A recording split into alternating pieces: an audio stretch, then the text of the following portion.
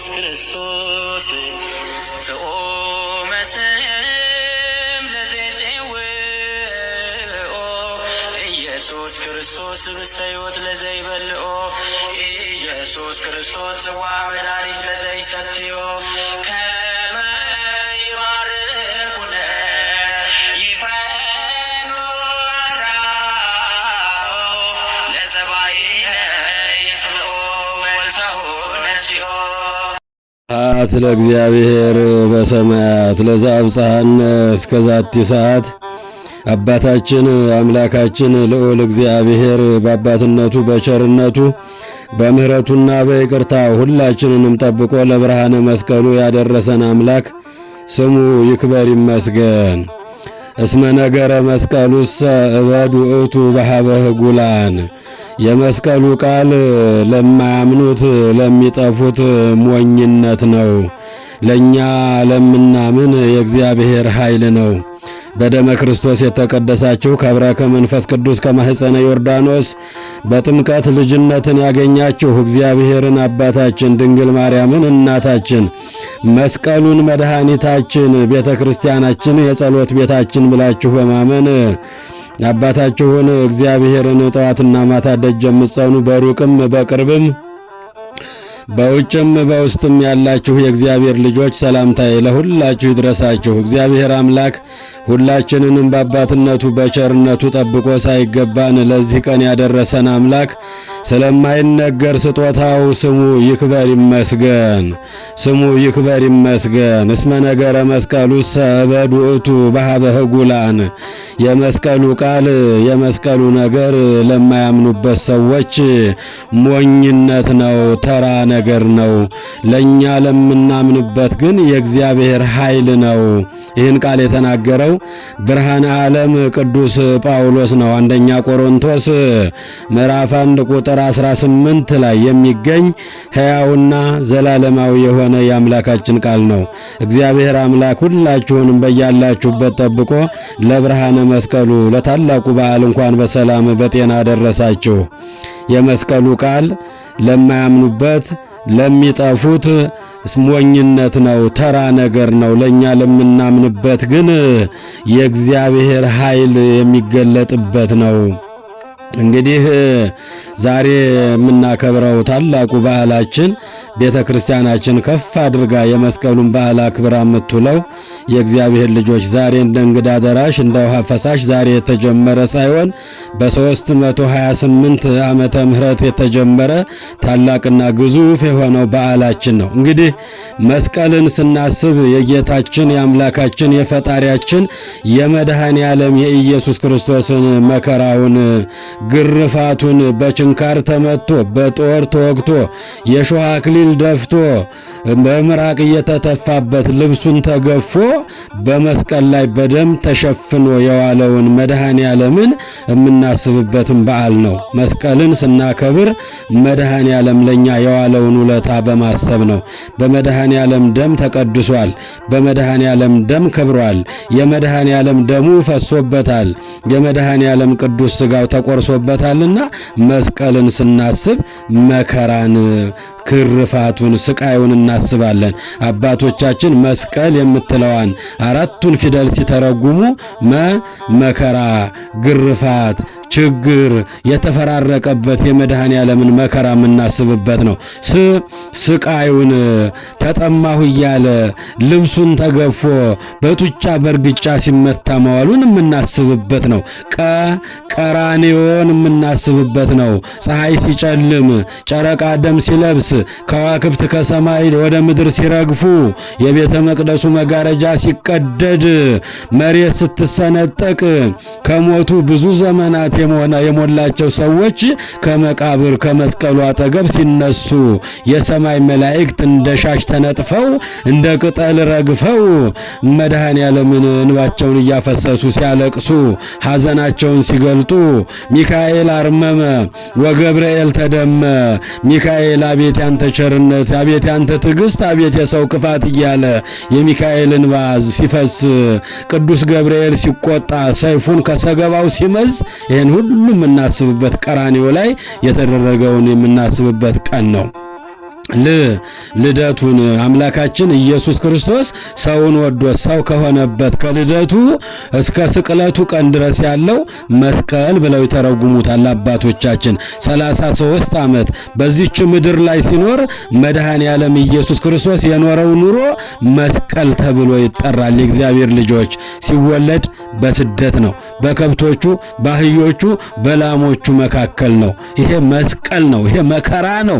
ከተወለደም በኋላ 3 ዓመት ከ6 ወር በግብጽና በኢትዮጵያ ተራራዎች ሲንከራተት በእናቱ ጀርባ ላይ ውሃ ጥም ጸንቶበት ከንፈሩ ደርቆ የኖረው አምላካችን ይሄንንም መስቀል ነው ብለው ይተረጉሙታል አባቶቻችን። በአጠቃላይ ከልደቱ እስከ ስቅለቱ ድረስ ያለውን መስቀል ተብሎ ይተረጎማል። እንግዲህ መስቀልን ስናከብር መስቀል ጠላታችን ዲያብሎስ የወደቀበት ኃይሉ የደከመበት ሞት የተሻረበት ሞት ፈርሃ ወዲያብሎስ ወድቀ ሞት የፈራበት ዲያብሎስ የወደቀበት ክንፎ የተሰበረበት ለ5500 ዘመናት በሲኦል የነበሩ ነፍሳት ነፃ የወጡበት መድኃኔ ዓለም ኢየሱስ ክርስቶስ አምላካችን በመስቀሉ ላይ ደሙን አፍሶ ዓለምን የቀደሰበትን ቀን የምናስብበት ነው። መስቀል መከራውን፣ ግርፋቱን፣ ስቃዩን፣ ችግሩን በመድኃኔ ዓለም ላይ የወረደውን መከራ ሁሉ የምናስብበት ነው። መስቀል ሰውና እግዚአብሔር ሰማይና ምድር የታረቁበት ነው። በመስቀሉ ደም ሰላምን አደረገ። ሐዋርያው ብርሃነ ዓለም ቅዱስ ጳውሎስ ለቆላስይስ ሰዎች ምዕራፍ 1 ቁጥር 19 ላይ በመስቀሉ ደም ሰላምን አደረገ። ሰላም ላጣ ነው፣ ጤና ላጣ ነው፣ ለባከን ነው፣ ለተበተን ነው፣ ለሰው ዘር ሁሉ ሰላምን ያወጀበት ቀን ነው።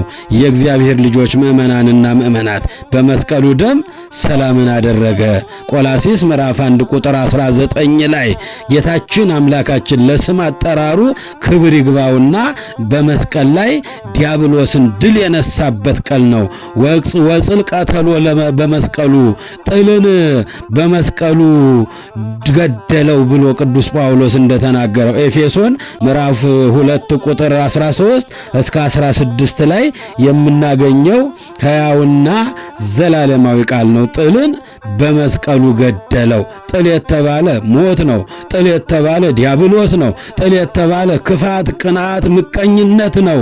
ይህን ሁሉ መድኃኔ ዓለም ኢየሱስ ክርስቶስ በመስቀሉ ላይ አስወግዶልናል። መስቀል ሰላማችን ነው። መስቀል ሞገሳችን ነው። መስቀል ቤዛችን ነው። መስቀል ኃይላችን ነው። ለዚህ ነው በዘወትር ጸሎታችን መስቀል ኃይልነ፣ መስቀል ጽንዕነ፣ መስቀል ቤዛነ፣ መስቀል መድኃኒተ ነፍስነ። መስቀል ኃይላችን ነው። ኃይላችን መስቀል ነው። የሚያጸናን መስቀል ነው። መደገፊያችን መስቀል ነው። መመኪያችን መስቀል ነው። መድኃኒታችን መስቀል ነው። በመስቀል ላይ ደም ፈሶበታል። በመስቀል ላይ ስጋው ተቆርሶበታል። በመስቀል ላይ ወይቤ የተፈጸመ ሁሉ ብሎበታል።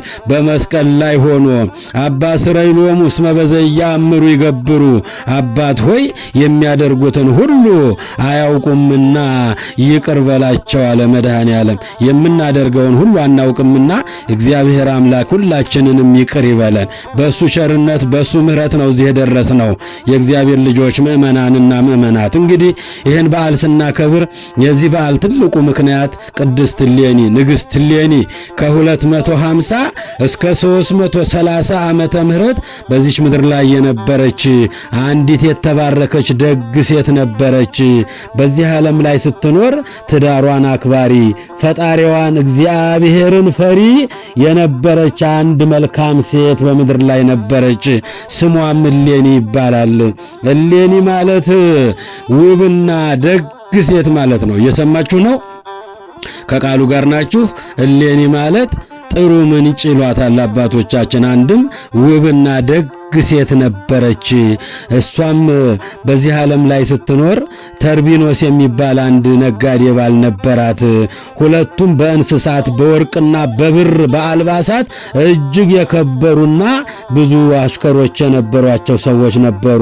ባሏ ተርቢኖስም ለንግድ ብዙ ጊዜ ወደ ሰው ሀገር ይሄድ ነበርና ከባልንጀሮቹ ጋር ወደ ሰው ሀገር ለንግድ እንደሄደ የእሌኒና የተርቢኖስ ታሪክ ታሪክ ይነግረናል። የእግዚአብሔር ልጆች 33 ቀን መንገድ የሚያስኬድ ሩቅ አገር ከነጋዴዎች ጋር ለንግድ ሄድ ነበረ። እሷም ባለቤቷን በጸሎትና በጸሎት እየጸለየች በሰላም ወጥተህ በሰላም ግባ እያለች ባለቤቷን በንጽህና በቅድስና ሆና ትጠብቀው ነበር። እየሰማችሁ ነው። በንጽህና በቅድስና ሆና ባሏን ትጠብቀው ነበረ። ቅድስት እሌኒ በአባቶች እንደተረኩላት እንደነገሩን 5 ነገሮችን አዘውትራ ታደርግ ነበረ።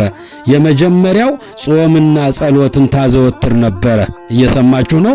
ለዚህ ክብር የበቃችው መስቀሉን 300 ዓመት ጉድፍ ከተጣለበት ቆሻሻ ከተከመረበት ያን ተራራ አስቆፍራ ለማውጣት የቻለችው ጾም ጸሎትን ታዘወትር ነበረ። የመጀመሪያው ስራዋ 5 ታላላቅ ነገሮችን ታደርግ ነበረ። የመጀመሪያው ጾም ጸሎት ታዘወትር ነበረ። ሁለተኛ እግዚአብሔርን በፍጹም ልቧ ትፈራ ባሏንም ታከብር ነበረ። የእግዚአብሔር ልጆች ምእመናን፣ እኛ ሚስቶቻችንን እናከብራለን፣ እኛ ባሎቻችንን እናከብራለን፣ እኛ እግዚአብሔርን እንፈራለን። እግዚአብሔር የማይኖርበት ስፍራ ስለሌለ እሷ ግን እግዚአብሔርን በፍጹም ልቧ ትፈራ ነበረ፣ ባለቤቷንም ታከብር ነበረ። በሶስተኛ ደረጃ ለድሆች ትራራ ነበረ። ድሆችን ታበላለች፣ ታጠጣለች፣ እግዚአብሔርን ትፈራለች። ጾም ጸሎትን ዘወትር ታደርግ ነበረ። አራተኛ ከ80 በላይ አብያተ ክርስቲያናትን አሰርታ ነበረ። በአምስተኛ ደረጃ ዘመኑ የሰማዕታት ዘመን ስለነበረ የሰማዕታትን አጽም እየሰበሰበች በክብር እንዲቀበሩ ታደርግ ነበረ። እሷ የነበረችበት ዘመን ክርስቲያኖች እንደ በግ የሚታረዱበት፣ እንደ ሽንኩርት የሚከተፉበት፣ እንደ ድንች የሚላጡበት፣ እንደ ጎመን የሚቀረደዱበት፣ እጃቸውን እግራቸውን እየታሰሩ ለተራበ አናብስት በነደደ እሳት የሚጣሉበት፣ በፈላ ውሃ ውስጥ የሚቀቀሉበት እጅግ አስጨናቂ ነበረ። ያ ዘመን ክፉ ቀን ነበር። የእግዚአብሔር ልጆች ያንን የሰማዕታቱን አጽም እያሰበሰበች በክብር ቀብር እንዲቀበሩ ታደርግ ነበረ። እነዚህን 5 ነገሮችን ታደርግ ነበረ። እግዚአብሔርንም ትፈራ ነበረ። ባለቤቷም ወደ ሩቅ አገር 33 ቀን መንገድ ወደሚያስኬድ ከባልንጀሮቹ ጋር ለንግድ ሄዶ ሳለ ተመነግደው በንግድ ዓለም ቆይተው ብዙ ዓመታትን አሳልፈው 6 ዓመታትን ይላል ታሪካቸው። 6 ዓመታትን አሳልፈው ተመልሰው ወደ ሀገራቸው የሚያስፈልገውን ለንግድ የሚያስፈልጋቸውን ዕቃ ጭነው ሲመጡ እህኔ ሚስቶቻችን ሌላ ወንድ ለምደው ሌላ ነገር አድርገው ከሌላ ወንድ ጋር ተኝተው እናገኛቸዋለን፣ እኛ ጥለናቸው 6 ዓመታችን ነው ብለው መነጋገር ጀመሩ። እናንተ ላታምኗቸው ትችላላችሁ፣ እኔ ግን ሚስቴን አምናታለሁ አለ። እኔ ግን ሚስቴን አምናታለሁ አለ። ያንተ ሚስት ከማን ትበልጣለች? ያንተ ሚስት ከሔዋን ዘር አይደለችምን? ብለው ይከራከሩት ነበር። እኔ ሚስቴን አምናታለሁ፣ እንዲህ አይነት ነገርን አታደርግም፣ እግዚአብሔርን ትፈራለች፣ ትዳሯን ታከብራለች፣ የኔ ሚስት ይሄን አታደርግም ብሎ ባለቤቷ ተርቢኖ ሲከራከር ነበረ። በዚህ ሰዓት ካንዱ ጋራ እንወራረድ፣ ያንተ ሚስት ሄጄ ለምዳኝ ለምጃት ወዳኝ ወድጃት ከሷ ጋራ በግብረ ስጋ ተገናኝቼ አብሬ ተኝቼ ብመጣ ምን ትሰጠኛለህ አለው። 6 ዓመት ሙሉ የለፋሁበት ንብረቴን እሰጥሃለሁ ብሎ ቃል ገባለት። ተወራረዱ። ያም ሰው ቀድሞ ወደዚያች ሀገር ገባና ያችን ገረዲቱን አስጠርቶ እባክሽ ከመቤትሽ ጋር አገናኝኝ አላት። እሷ ከሰው ጋር አትገናኝም። እሷ የሰው ድምፅ ሰምታ አታውቅም። ባለቤቷ ለንግድ ከወጣ ጀምሮ ብቻዋን በጾምና በጸሎት ነው የምትኖረው። እግዚአብሔርን የምትፈራናት፣ ትዳሯን የምታከብርናት። አይሆንልህም፣ አይሳካልህም አለችው። እስቲ ሞክሪልኝ አላት። ገብታ ብታናገራት ይህ እንዴት ይሆናል? ባለቤቴ ከወጣ ጀምሮ የወንድ ፊት አይቼ እንደማላውቅ ታውቂ የለምን? ለምን ይህን ነገር አደረግሽ ብላ ተቆጣቻት። ወጣ አልሆነልኝም፣ አልተሳካልኝም አለችው። ደግሞ እንደገና ሄዶ ለሞላካት። አሁንም ሄዳ ደግሞ እንዲህ አይነት ወንድ ነው፣ ውበቱ ደም ግባቱ የሚያምር ነው፣ አንቺን ይፈልጋል፣ ከሩቅ አገር ገንዘብ ይዞ የመጣ ነው እያለች ልታግባባት ሞከረች። ያን ጊዜ በእጇ ላይ ባለው ነገር መታቻት። ደሟን እያፈሰሰች ይሄው ደሜን አስፈሰስከኝ፣ አስመታኸኝ፣ እሷ የወንድ ፊት አይታም አታውቅም አለችው። ያን ጊዜ ብዙ ገንዘብ ይዞ ነበርና ይሄን ሁሉ ገንዘብ እሰጥሻለሁ፣ ባለቤቷና እሷ የሚተዋወቁበትን አንድ ነገር እባክሽ ለምልክት የሚሆነኝ እባክሽ አምጪልኝ አላት። ያን ጊዜ ገንዘብ አታለላትና አሽከሪቱ ሰራተኛዋ የቤቷ ገረድ የእግዚአብሔር ልጆች ምእመናን በቃ አሁን ይሳካልናል፣ አንተ ወደ ከተማ ገብተህ ነጋዴዎች እየመጡ ነው፣ የብስ እየረገጡ ነው፣ ከሀገራቸው በሰላም መጥተው ወደ ሀገራቸው ምድር ገቡ እያልክ ወሬውን አስወራ፣ እኔም ሰውነቷን እንድትተጣጠብ አደርጋለሁ። ያን ጊዜ ከሰውነቷ ላይ የምታረቀው ጌጣጌጥ አለና እሱ የገዛላት ያንን አስቀምጣ ወደ መታጠቢያ ቦታ ስትገባ ያችን ነገር አቀብልሃለሁ፣ ያን ወስደህ ለምጃት ለምዳኝ፣ ወድጃት ወዳኝ ከሷ ጋር ተኝቼ መጣሁ ብለህ ውርርድህን አንተ ትፈጽማለህ፣ ገንዘቡ ለኔ ስጠኝ አለችው። ገንዘቡን ተቀበለችና ሁሉንም ነገር አሳካች። እናታችን ቅድስት እሌኒ ወደ መታጠቢያ ቤት ሰውነቷን ልትታጠብ ሽቶዋን ልታርከፈክፍ ባለቤቷ በ6 ዓመቱ በወጣ ከንግድ ዓለም ሊመጣ እየጠበቀች ነበርና በዚህ ሰዓት ልትታጠብ ስትገባ ያች ገረዲቱ እሱና እሷ የሚተዋወቁበት ጌጣጌጦቿን ወርቆቿን ወስዳ ለዚያ ነጋዴ ሰጠችው። ያን ጊዜ የሚያስፈልገውን ገንዘብ ሰጣትና ወደዚያ ወደ ነጋዴዎቹ ሄደ። ያን ጊዜ ሚስትህማ ለምዳኝ ለምጃት ወዳኝ ወድጃት ከሷ ጋር ገብቼ የምፈልገውን አድርጌ እኮ መጣሁ አለው። አላምንህም አለው። ያን ጊዜ እሱና ባለቤቱ ተርቢኖስና እሌኒ የሚተዋወቁበትን ያንን የጌጣጌጥ መጣና ይሄን ሁሉ ያገኘሁት ከየት ይመስልሃል? ከሷ ጋር ተኝቼ እሷን ወድጄ እሷም ወዳኝ እኮ ነው ይሄን አድርጌ መጣሁት አለው። ያን ጊዜ ተስፋ ሁሉ ጨለመበት። የእግዚአብሔር ልጆች 6 ዓመት ሙሉ የለፋበትን ያንን የንግድ ሀብትና ንብረቱን ለዚያ ሰው ያወረሰና በውርርዱ መሰረት በቃሉ መሰረት አወረሰና ባዶ እጁን ወደ ቤቱ ገባ። እሷም ደስ ብሏት አንጥፋ ጎዝጉዛ ተቀበለችው። ጓደኞች እየተደሰቱ ነው፣ ጓደኞች እየሳቁ ነው። አንተ ግን ደስ አላይብህም? ምን አግኝቶህ ነው ወንድሜ? ምን አግኝቶህ ነው ጌታዬ? እያለች ትጠይቀው ነበረ። እኔማ 6 ዓመት ሙሉ የለፋሁበትን ባህር ወሰደብኝ። እኔ ምን ባዶዬን የመጣሁት? እንግዲህ በሰጠሁበት ባበላሁበት ባጠጣሁበት በከበርኩበት ሀገር ተዋርጄ ዝቅ ብዬ አልኖርም፣ አገር ጥዬ ሄዳለሁ።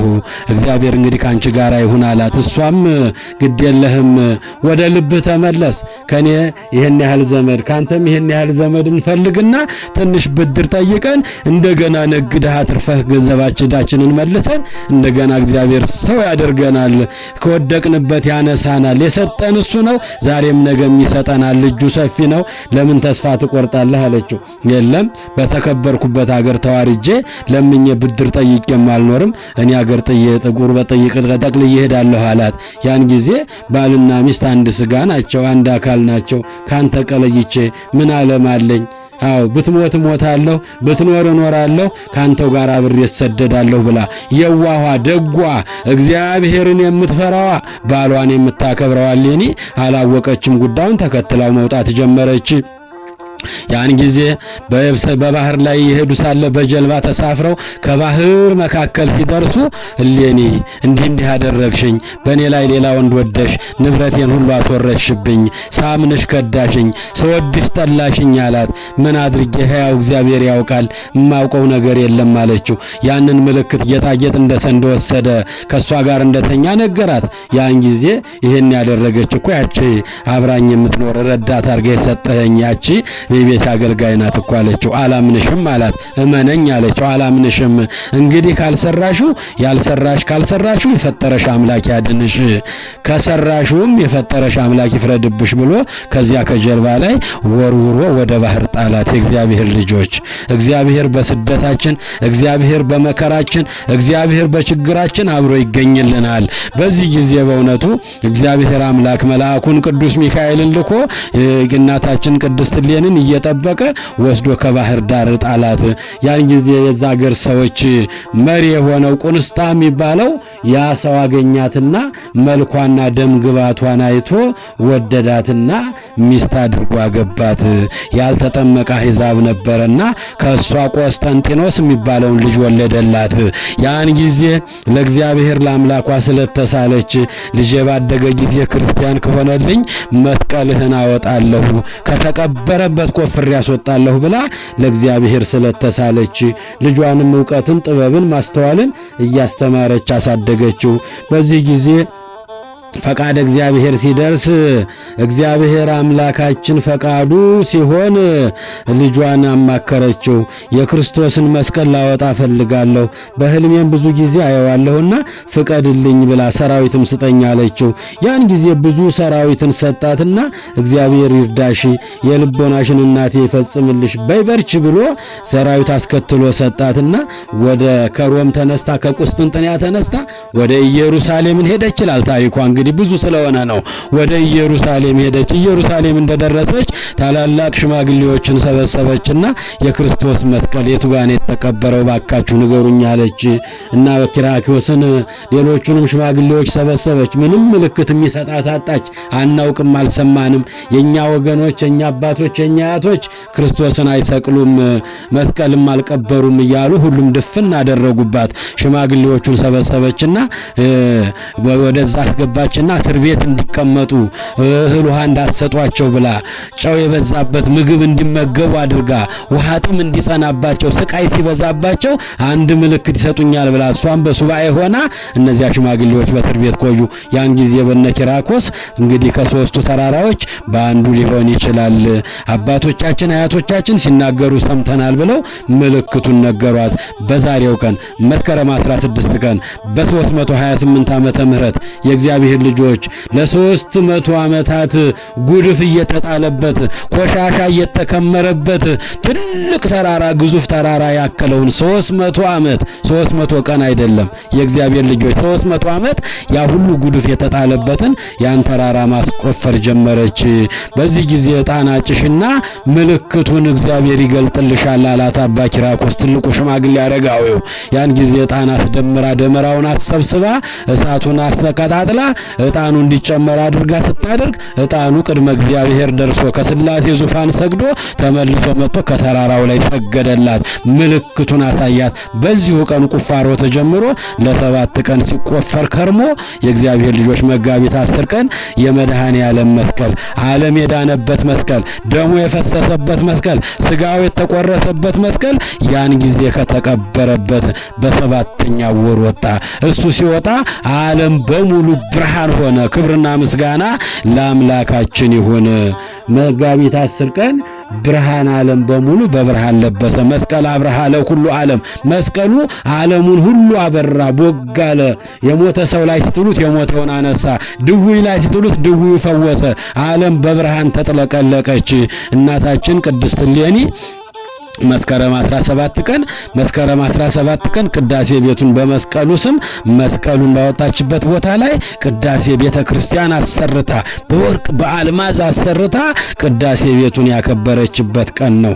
የእግዚአብሔር ልጆች እንግዲህ መስቀል ታሪኩ በጣም ብዙ ነው። መስቀል ሕይወታችን ነው። መስቀል ድህነታችን ነው። መስቀል ቤዛችን ነው። መስቀል ክርስቶስና ሰው የተዋዋሉበት የስምምነት ሰነድ ነው ይላል ቅዱስ ዮሐንስ አፈወርቅ በድርሳኑ። ቅዱስ ዮሐንስ አፈወርቅ ሃይማኖተ አበውን ሲተረጉም አንደኛ በ5 ምሳሌ ሰጥቶታል። ይህን መስቀል በልቦናችሁ ቅረጹት የነፍሳችሁ መዳኛ ነውና፣ የነፍሳችን መዳኛ ነው። መስቀል ኃይልነ መስቀል መድኃኒትነ የምንለው ለዚህ ነው የእግዚአብሔር ልጆች።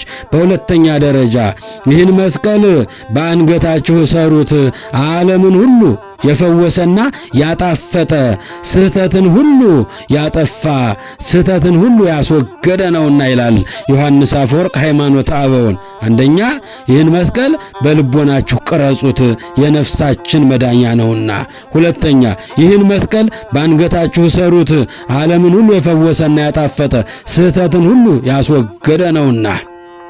ስህተት ዲያብሎስ ነው። ስህተት ዲያብሎስ ሞት ነው። ስህተት ክፋት ነው። ስህተት ከእግዚአብሔር የለየን ክፉ ሰይጣን የሰይጣን መንፈስ ነው።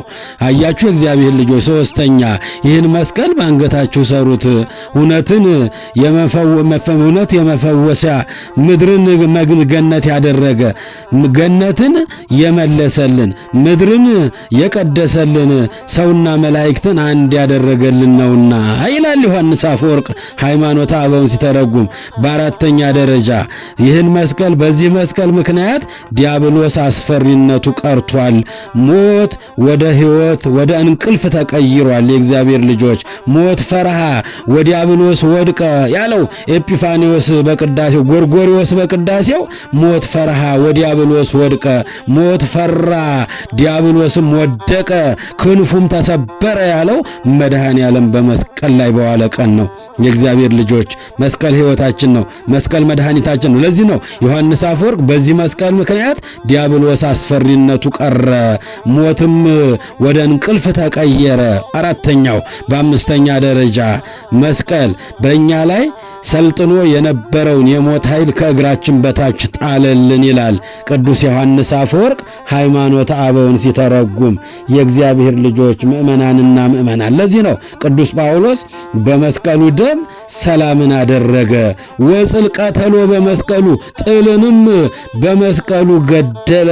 ጥል የተባለ ዲያብሎስ፣ ጥል የተባለ ክፋት፣ ጥል የተባለ ሞት፣ ጥል የተባለ ከእግዚአብሔር መለየት፣ ይህን ሁሉ የተለያይተን የነበርንበትን አንድነትን ያገኘ ነው። ከአምላካችን ጋር የተስማማ ነው።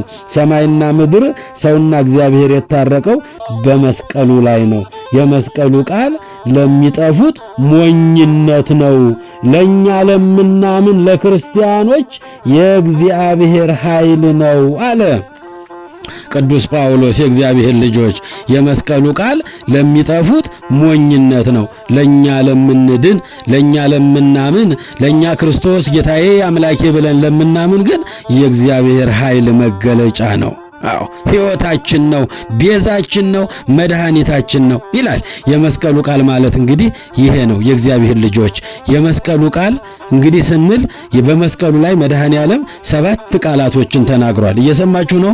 ከቃሉ ጋር ናችሁ? በመስቀል ላይ ሆኖ የዓለም ቤዛ መድኃኔ ዓለም ኢየሱስ ክርስቶስ 7 ነገሮችን ተናግሯል። የመጀመሪያው ኤሎሄ ኤሎሄ ላማ ሰበቅታኒ፣ አምላኬ አምላኬ ለምን ተውኸኝ ብሎ አምላካችን የተናገረበት ቃል ነው። 7ቱ የጌታ ቃላቶች የተፈጸሙት የመስቀሉ ቃል የምንላቸው የመስቀሉ ቃል ለሚጠፉ ሰዎች ሞኝነት ተራ ነገር ነው፣ ለኛ ለምናምን የእግዚአብሔር ኃይል ነው። ማቴዎስ ወንጌል ምዕራፍ 27 ቁጥር 46 ላይ ኤሎሄ ኤሎሄ ላማ ሰበቅታኒ፣ አምላኬ አምላኬ ለምን ተውከኝ። አስቀድሞ ልበ አምላክ ዳዊት በዝማሬው የክርስቶስ መከራ እየታየው አምላኬ አምላኬ ነጽረኒ ወለምን ተሃደገኒ መዝሙር 21ኛው መዝሙር መጀመሪያው ላይ የምናገኘው ለምን ተውከኝ አምላኬ የሚለውን አባታችን አምላካችን ኢየሱስ ክርስቶስም አምላኬ አምላኬ ለምን ተውከኝ ብሎ የተናገረበት ቃል ነው። በእኛ ተገብቶ የአዳምን ጩኸት እየጮኸ ነው። በሁለተኛ ደረጃ አባት ሆይ የሚያደርጉትን ሁሉ አያውቁምና ይቅር በላቸው። በሉቃስ ወንጌል ምዕራፍ 23 ቁጥር 34 ሁለተኛው አባት ሆይ የሚያደርጉትን ሁሉ አያውቁምና ይቅር በላቸው። የእግዚአብሔር ልጆች የምንሰራውን የምናደርገውን ሁሉ አናውቅምና ይቅር ባዩ ጌታ ይቅር ይበለን።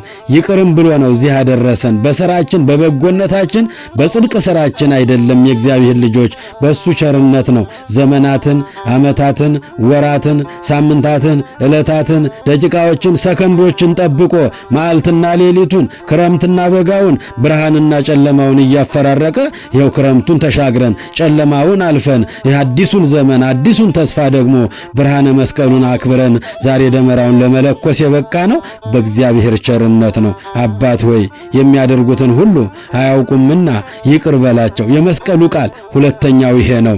በሶስተኛ ደረጃ በሉቃስ ወንጌል 23 ቁጥር 42 ላይ እውነት እውነት እልሃለሁ ዛሬ በገነት ከኔ ጋር ትኖራለህ። ሽፍታውን ወንበዴውን 38 ዓመት እጁን በሰው ደም ነክሮ የሚኖረውን ያን ፈያታዊ ዘየማንን ተዘከረኒ እግዚኦ በውስተ መንግሥትከ ተዘከረኒ እግዚኦ አመዳግም ምጽአትከ እያለ በመስቀል ላይ ሆኖ የእግዚአብሔር ልጆች ትናንት የሰራው በደል ኃጢአቱ ትዝ እያለው እንባውን እያፈሰሰ ደረቱን እየደቆሰ እንባውን እያፈሰሰ ተዘከረኒ እግዚኦ በውስተ መንግሥትከ ተሰቅሎ ችንካሩ ሳይሆን ኃጢአቱ ነበር ይሰማው የነበረው። አንተ ያለ በደልህ ነው እኔ ግን በበደሌ ነውና ጌታ ሆይ በመንግሥት በመጣ ጊዜ አስበኝ አለው። ጌትነቱን አምላክነቱን ለሽፍታው ለወንበዴው ገለጠለት አምላካችን። መስቀል ላይ ሆኖ ቀና ብሎ ሲመለከት ወደ ሰማይ ሰባቱ ሰማያት ተከፍተው በአብ ቀኝ በዘባነ ኪሩብ ተቀምጦ ሲወደስ ሲቀደስ አየው።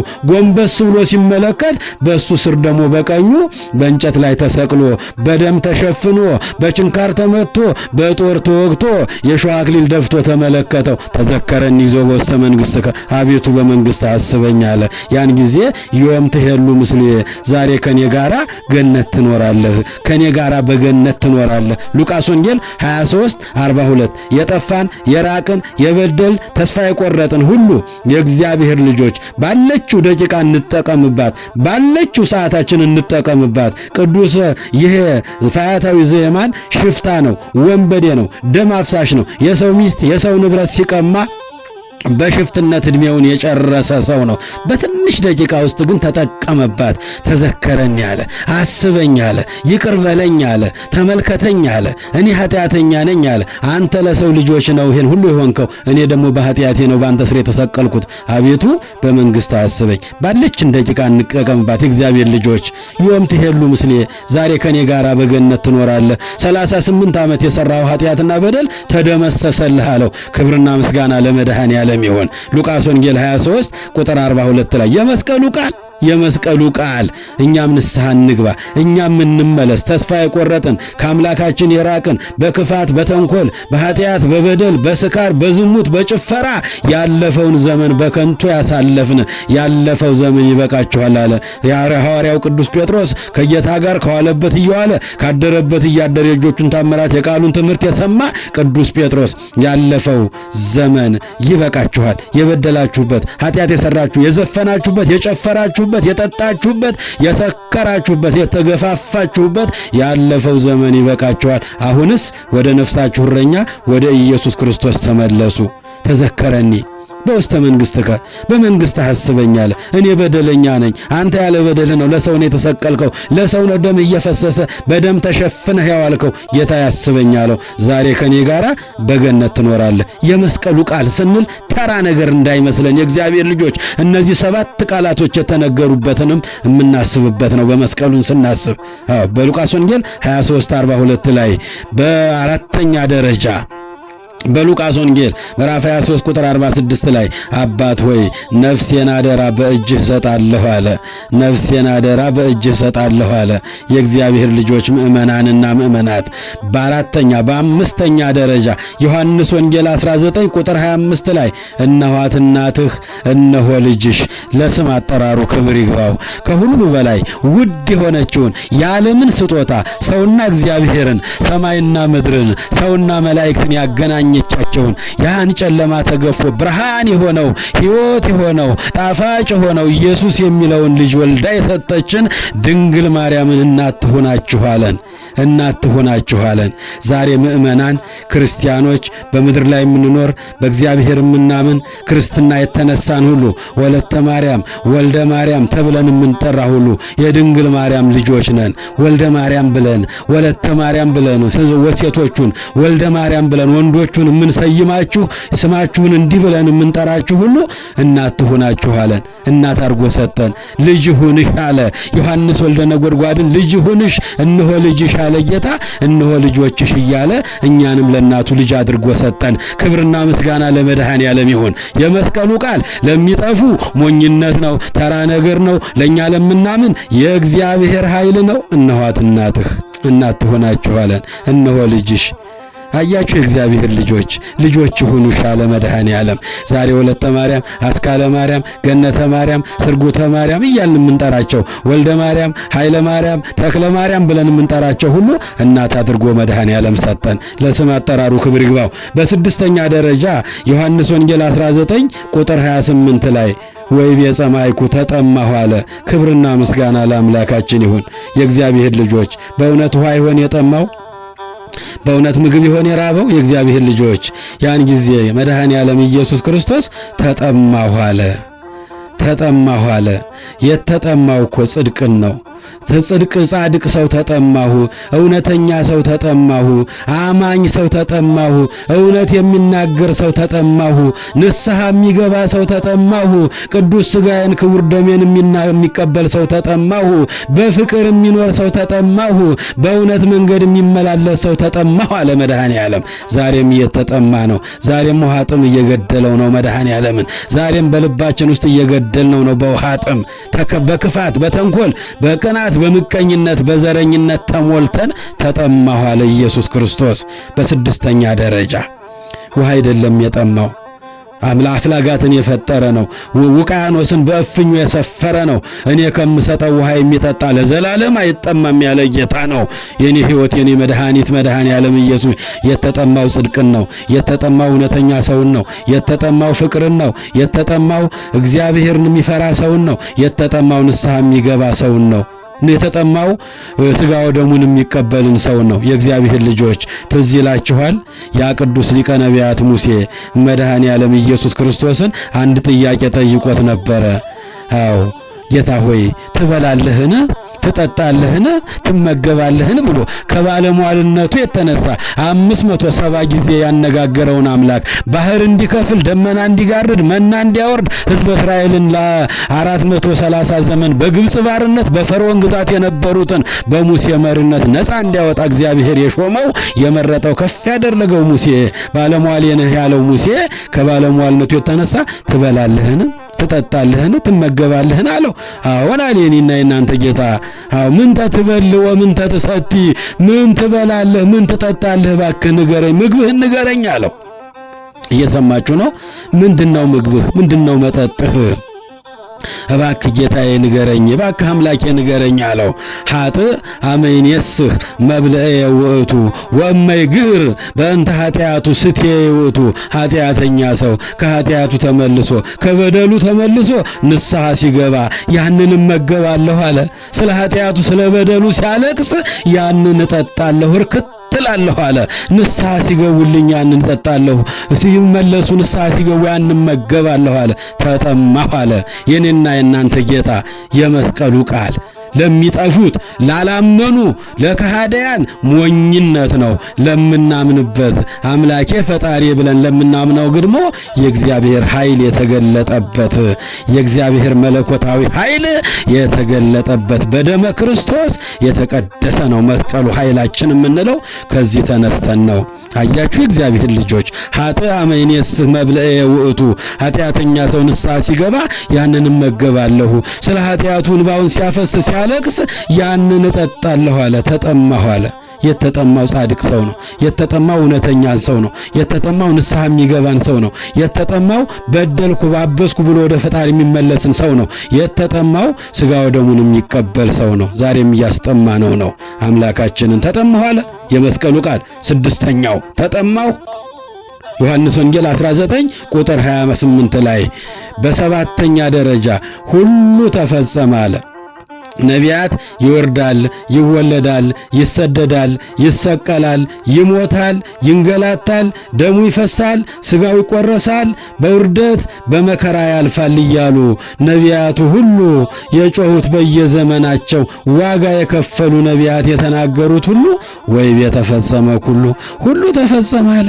ነቢያት ይወርዳል አሉ ወረደ፣ ነቢያት ይሰደዳል አሉ ተሰደደ፣ ነቢያት ይሰቀላል አሉ ተሰቀለ፣ ነቢያት ይራባል አሉ ተራበ ተጠማ፣ ነቢያት ይታሰራል አሉ እጁን እግሩን ታሰረ፣ ነቢያት አጥንቶቹ ይቆጠራሉ አሉ ተቆጠሩ፣ ነቢያት ይሞታል አሉ ሞተ፣ ሞትን ይሽረው ዘንድ ሞተ፣ ሙታንን ያድናቸው ዘንድ ሞተ፣ የሞቱትን ያስነሳቸው ዘንድ ሞተ። ሁሉ ተፈጸመ አለ። ስደቱ ተፈጸመ፣ ውርደቱ ተፈጸመ፣ ግርፋቱ ተፈጸመ፣ መከራው ተፈጸመ፣ ስቅለቱ ተፈጸመ፣ ሞቱ ተፈጸመ። ሞቱ ወደ ሕይወት ተቀየረ። ሞትን ድል አድርጎ መቃብር ክፈቱ መግነዙን ፍቱ ሳይል አምላካችን በክብር ተነሳ። ያን ጊዜ የእግዚአብሔር ልጆች ምእመናንና ምእመናት እንግዲህ እውነተኛ እረኛ ነፍሱን ስለ በጎቹ አሳልፎ ይሰጣል። ዮሐንስ ወንጌል 10 ላይ እንደተናገረው ስለ በጎቹ ነፍሱን አሳልፎ ሰጠ። መድኃኔ ዓለም ተዋርዶ አከበረን። መድኃኔ ዓለም ቆስሎ ፈወሰን። መድኃኔ ዓለም ተርቦ መገበን። መድኃኔ ዓለም ልብሱን ተገፎ የጸጋ ልብስ አለበሰን። መድኃኔ ዓለም ወደዚች ምድር መጥቶ ከወደቅንበት አነሳን፣ ካደፍንበት አነሳን፣ ከራቅንበት በመስቀሉ ሰበሰበን። በመስቀሉ ደም ሰላምን አደረገ። የእግዚአብሔር ልጆች ምእመናንና ምእመናት የኛ ጌታ የኛ ሕይወት የኛ መድኃኒት የመስቀሉ ቃል ለሚጠፉት ሞኝነት ነው፣ ለማያምኑት ሞኝነት ነው፣ ለከሃዲያን ሞኝነት ነው። ለኛ ለምናምንበት ግን የእግዚአብሔር ኃይል ነው። የመስቀሉ ቃል ሰባቱ የመስቀሉ ቃላት በመስቀል ላይ 7 ቃላቶችን ተናገረ። በመስቀል ላይ 7 ተአምራት ተደረገ። የእግዚአብሔር ልጆች ፀሐይ ጨለመ፣ ጨረቃ ደም ለበሰች፣ ከዋክብት ረገፉ፣ የቤተ መቅደሱ መጋረጃ ተቀደደ፣ አለቶች ተሰነጣጠቁ፣ ምድር ተከፈተች፣ ሙታኖች ተነሱ፣ መላእክት ከሰማይ ወረዱ። ይሄ ሁሉ በመስቀል 6 ሰዓት እስከ 9 ሰዓት ዓለም ሁሉ ጨለማ ሆነ። የሰው ልጆች እንዳያዩት ክብሩን እንዳያዩት ዓይናቸው ታወረ፣ ልባቸው ደነቆረ። የእግዚአብሔር ልጆች ምእመናን በመስቀሉ ሰላምን አደረገ። በመስቀሉ ደም ሰላምን አደረገ። ወጽልቀተሎ በመስቀሉ አለ ቅዱስ ጳውሎስ። ታዲያ ወጽልቀተሎ በመስቀሉ በመስቀሉ ጥልን በመስቀሉ ገደለው። ኤፌሶን 2 ቁጥር 16 ላይ የእግዚአብሔር ልጆች መመኪያችን መስቀል ነው። ሞገሳችን መስቀል ነው። ኃይላችን መስቀል ነው። እናታችን ቅድስት እሌኒ ንግሥት እሌኒ ያን ሁሉ መከራ ተቀብላ ያን ሁሉ መከራ ተፈራርቆባት እግዚአብሔር ከመከራው ሁሉ አውጥቷት ያን የመሰለ የተባረከ ቆስጠንጢኖስ የሚባለው ልጅ ወልዳ ያን ጊዜ የምእመናን ሰማዕታት ደማቸው እንዲቆም ያደረገች እናት ናት። በመስቀሉ ስም ታላቅ ቤተ ክርስቲያንን የሰራችበት ቅዳሴ ቤቱን የምናከብርበት ቀን ነው። እንግዲህ እሌኒ ስንል ዝም ብላ ይሄን ክብር ያገኘች አይደለችም። 5 ነገሮች ቅድም ያልኳችሁ ጾም፣ ጸሎት ታዘወትር ነበር። ሁለተኛ እግዚአብሔርን በፍጹም ልቧ ትፈራ፣ ባሏንም ታከብር ነበረ። ለባሏም ታማኝ ነበረች።